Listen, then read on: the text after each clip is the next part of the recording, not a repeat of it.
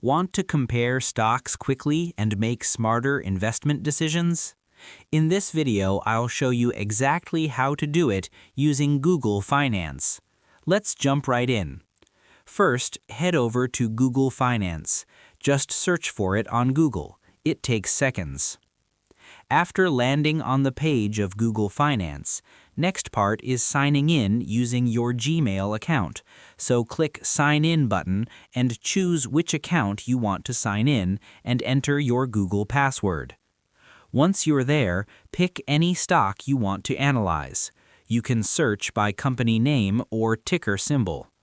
Let's say you want to compare AAPL, or American Multinational Technology Company stock, so you go to the search bar and type AAPL. Then it gives you result, and to compare with other stock, you go to the Compare button and click it. This lets you add other stocks or even market indexes to the same chart. For example, you can compare one company against its competitors or even against the overall market.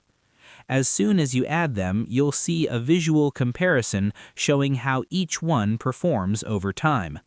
This is super useful for spotting trends, strengths, and weaknesses between companies. You can also change the time frame to see short-term or long-term performance.